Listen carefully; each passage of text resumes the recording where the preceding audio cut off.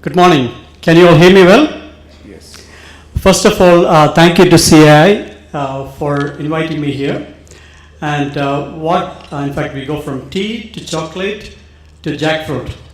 And the reason why I was reached out to give a talk on a new raw material from Kerala. What we have done with jackfruit and why I'm invited here is that after I stumbled into moving from Microsoft to trying to protect and promote the largest tree-borne fruit, jackfruit, and after many years of playing around with it, we ended up with a new raw material which is a flour, a powder, a starch replacement from the green fruit. It took many years of scientific and engineering research and 2 patents for us to get for the first time to make a starch alternate from a green vegetable, a green fruit. And that is what we have done, but we have a long way to go. Okay. Look, if you talk about anyone's food, what is Kerala food? How do you define it? Even if there is a definition for it, in fact, now was mentioned about we have to double our export income. Okay, that is one of the agenda for the session is how can we increase our export income. Okay.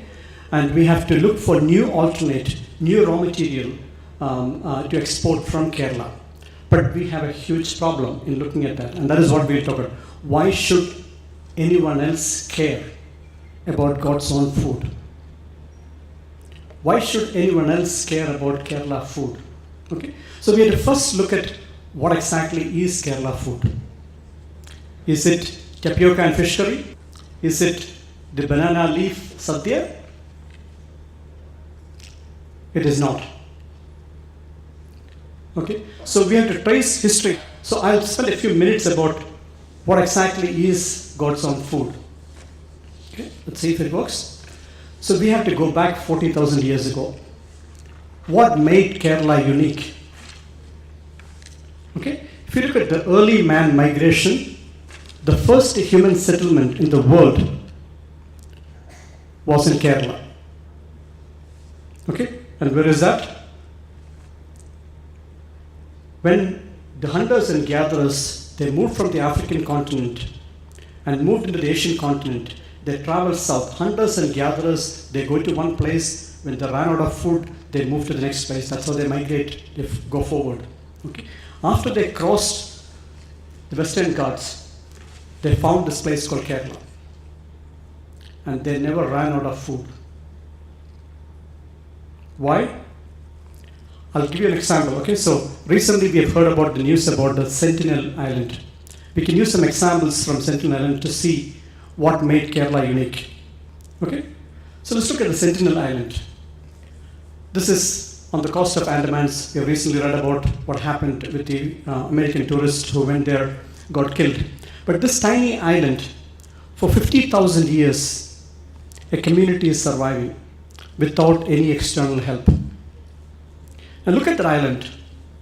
What is unique about that island? That is Kovalam Beach before tourism. There's only one thing different between the Sentinel Island and the Kerala coast. Lots of coconuts. Okay, we have coconut trees. Now when the anthropologist T.N. Pandit went to the Sentinel Island, what did he find there? He found wild fruits and fish in 18 huts. And the only food gift they accepted was coconut. Why? They were self-sufficient with everything else. For 50,000 years, they never ran out of food. The only thing which they were interested was coconut. Now what is God's own food? So we talk about wild fruits and fish. The Impeda chairman talked about seafood, right? Now this is what I call the original food of Kerala. Okay? There are 4 items. And 2 of them are represented here today. Seafood, which is the leanest protein. The best protein on earth is fish, which we have in abundance. Spices, which keeps food tastier and healthier. The 4th one is coconuts. And Kerala missed a big opportunity on riding on coconut. And I'll come to that later. Which is the healthiest fat. Like olives, coconut is the healthiest fat. Now the fourth one is green fruits and corms as staple food. Okay, this is before the era of rice and wheat and tubers. A corm is the base of a plant. So a banana plant has a corm, yam has a corm, it is not a root, it is not a tuber. And the green fruit, what is unique about Kerala? We have plenty of green fruits which can be eaten as a staple, as a cereal. Why? We have many fruits which are low in acidity. So if you look at green banana, green papaya, green guava, green jackfruit, these are all we can eat as a meal. You cannot eat an apple, you cannot eat a mango when it is unripe in quantity because the acidity is very high, your body will reject. So Kerala, we had these 4 items in abundance. Okay. So God's own country had seafood, spices, coconuts, green fruits and corms as staple. Okay. What is unique about the green fruits and by the way, there's one more thing. In Kerala, God's own food can self-reproduce faster than God's own people. Because we never ran out of food. That is why the early human settlement started in Kerala. The only other place on earth this phenomenon happened is the Mediterranean. They had seafood, they had vegetables. Instead of coconut, they had olives, healthy fat. Okay, so Kerala we had, and green vegetables. So Mediterranean and Kerala is the early human settlement. Now this is the definition of God's own food as far as I am concerned. We have to focus on these 4. Okay, now what is the world looking for? Why should anyone else care? Okay, let's look at what is the world looking for. There is a huge problem out in the world. 7 out of 10 deaths in this world is because of non-communicable diseases. This is WHO. The number one issue for WHO today is how can we reduce non-communicable disease death, which is lifestyle diseases.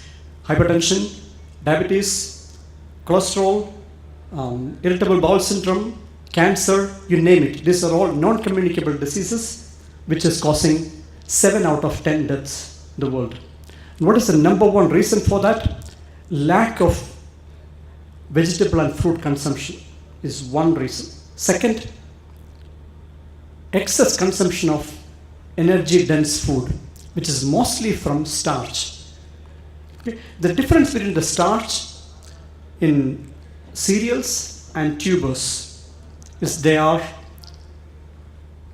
starch which is for your small intestine. The small intestine can absorb them very fast. Whereas the starch from green fruits and vegetables and corms is for your large intestine. They are called resistant starch. Your small intestine cannot absorb them, but the gut microbes or the bacteria in your gut, they are able to live on the resistant starch. Okay, that is what is unique, the difference between starch from tubers and cereals versus starch from vegetables and fruits or even corms. Okay, so the world is looking for a solution for lifestyle diseases, but Kerala has a huge problem. You know why? God's own food. Minister talked about health food. In fact, I'll pause. I was invited to speak at the first VIGA, which is value addition and income generation for farmers. And after my talk, a farmer stood up and said, "Jackfruit has not increased my income, but it has reduced my expense significantly." Okay? And I'll walk you through what happened. Okay? And that is when I learned income generation is less important than expense reduction. Okay, can we focus on expense reduction? Now, lifestyle diseases, which is the number one state in India for lifestyle diseases? God's own country. Kerala ranks number one in lifestyle diseases in Kerala. 38% of Kerala women has hypertension. In diabetes, we rank number one. And what is the number one cause for that? Dietary risk. Excess starch consumption, excess rice and wheat consumption, excess tuber consumption is excess intake into your small intestine. Okay, we need to replace that with resistant starch. That is what the world is looking for.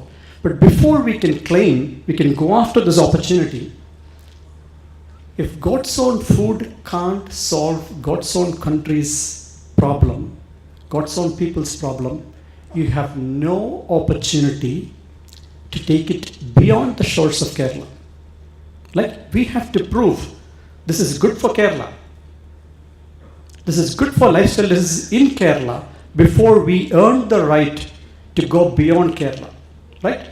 Now, I'll share one. This is, and I'll also draw some parallel. I'm going to share the data which we have uncovered in the last season of Jackfruit in Kerala. Okay? But let's look at, this is low carb GP is what is known as Dr. David Unwin in Norwich general practice in UK. And in 2013, he started advising his patients, especially diabetes patients, to get off starch and sugar. Okay, the way he has taken this graph, if you look at the number one is a cup of rice. He has looked at the glycemic load of normal food and translated that into 4 teaspoons of sugar. How much sugar is there in 1 cup of white rice? 10.1 teaspoons of sugar. That is the equivalent of blood glucose increase in your body when you take a cup of rice. In 1 serving of potato, it is 9.1. Or if it's potato fries, it's 7.1 teaspoons of sugar. And on the top left, you will see replace starch and sugar with high fiber and low glycemic food. And what is the number one item in that? So he talks about less sugary fruit.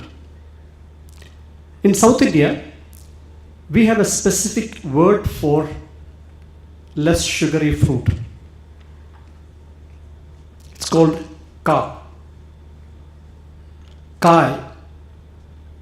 A fruit without sugar is a ka. When it is fruit, it's a different name, param. Okay. A ka is a green fruit. Okay. So it is before the sugar. What is the difference between a green fruit and a fruit? Sugar.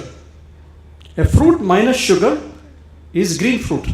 A less sugary fruit is the number one in that list.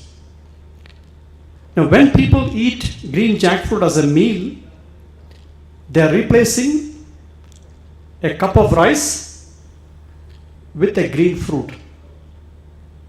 Now, so what happened? So my former chairman, Microsoft India, Ravi Venkatesan, I was willing to leave Microsoft and join Gates Foundation, and he stopped me. He said, "What is that you want to do?"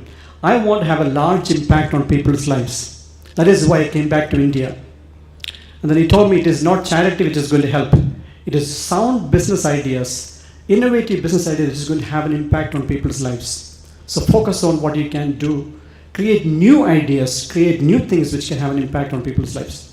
Meanwhile, one of my former colleague at Microsoft, he became diabetic, and there was a tragic story. His sister passed away from diabetes, had a UTA, and then in October last year, October 2017, not 2018, 2017, panic, I got a call saying, "James, I checked my sugar level, I have HbA1c 11, and FBS and PPBS are way over. And he's a good friend of mine." And I said, "Look, you have to reduce your starch," and that's what the doctor told him. He was put on 3 mg of glymer, which is sulfonylurea. And he said, "I'm depressed because I'm scared as well." So he then started on Jackfruit 365, taking 30 grams of jackfruit flour in his dosa and in his roti in the night. So this is October. By February, his HbA1c came down to 6.2. FBS and PPBS came below normal, and finally the doctor had to reduce his medication by 1/3. And I sent this to Ravi Venkatesan, who knows me, and this colleague of mine. Ravi, this is what we have done. I was hoping that Ravi, being the co-chairman of Infosys, would tell the HR head of Infosys, look, we have many IT professionals who have diabetes. Why don't you look at Jackfruit 365? Instead, he turned it back and asked me, James, you have to create a mass movement. And the great thing about some of these mentors and leaders is that they will tell you what to do, but you can't ask them how. You have to go figure it out. Okay? So this is, now I looked at Dr. Low-Carb GP, Dr. David. What is that? How is he using this data to make a shift in NHS UK?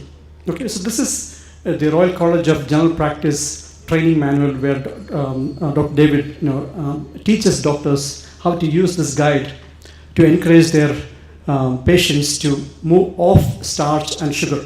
Okay. Now, here is an example of a patient. So they have a 115 patient study going on. This is the 55th patient. And this is all source is Low-Carb GP. On his Twitter, he posts this. So he looked at one case of September 2017.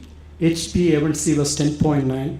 He asked the patient to get off starch and sugar and eat food which you like, which are low glycemic load.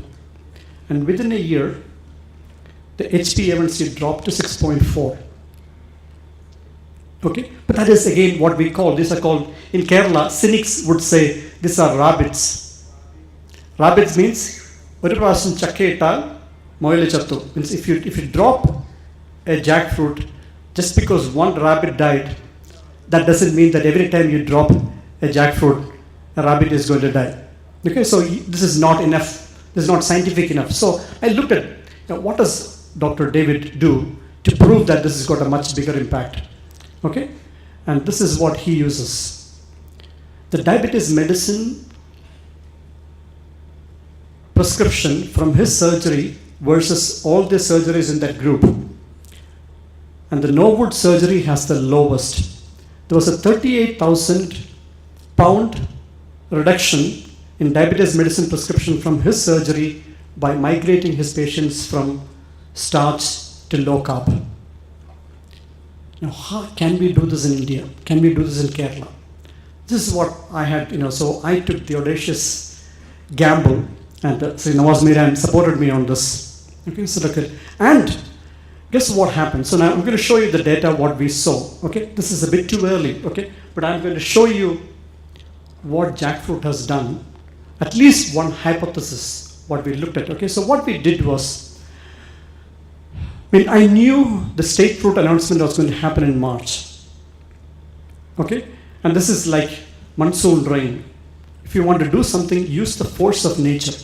Okay, and if I have to make an impact in Kerala and prove that it can make an impact in medicine sales in Kerala during jackfruit season, we have a great lead to show that God's own food is good for God's own country. Now what we did was, with the state food announcement, which came in March 21st, we ran a campaign.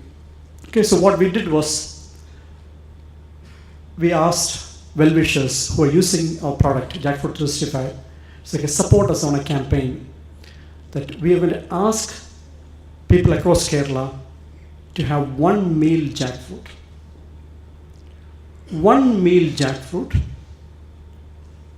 and see it for yourself.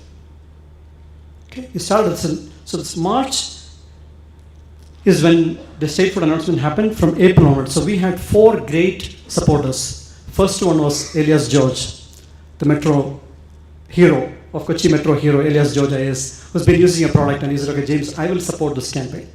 So he was the first one to come out and say that I have used jackfruit in my meal, I've seen the benefit, you all should try. Second was a nutritionist, chairperson of IDA, Indian Dietitians Association. I spoke at IDA Con in Kolkata, and she went back and tried the jackfruit meal for her, jackfruit flour for her mother, and she found out this is a complex carb, unlike rice and wheat. If you can replace rice and wheat, This is nutritionally, this is fundamental, right? So she said, okay, I will come and support this campaign. Third one was Dr. Karthik from Ayurveda, Kerala Ayurveda Limited. He's been trying on this product, and he found significant benefit with the patients supported. And finally, the fourth one was an eminent doctor from Kerala, Dr. K.C. Maman, is a consultant, head of the department at CMC Vellore, came back to Kerala and started Collegiate Medical College, one of the most eminent medical colleges in Kerala. And he has been using my product for the last 1.5 years. He said, I've spent 70 years in medicine, and I had no idea the jackfruit tree in front of my house had this benefit, and I will support this completely. So all of them came and said, one meal jackfruit, countless benefits. And so this we started as April 1st. So March, in parallel, I started tracking 50 medical shops across Kerala. And I picked, because of this farmer's insight, I picked the medical shops which is catering to the middle and lower income group across Kerala, 50 medical shops across Kerala, and started tracking diabetes medicine sales. Okay, so the first one, March, we saw 8 lakh units of diabetes medicine, and this is what Dr. David was tracking in the NHS. Okay, so April, there was a drop of 12%. It dropped to 7 lakhs. May, it dropped to 6 lakhs, 25% drop. June, it dropped even further, but almost steady as May and June. July, jackfruit disappeared from the market because season is over. Still good, but going up. Okay, but August data we couldn't really, because there was flood. So we don't know whether there is any external event which is causing this increase in August.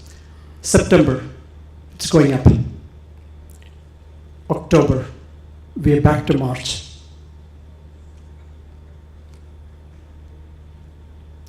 Ladies and gentlemen, I've consulted with many researchers and doctors on this data.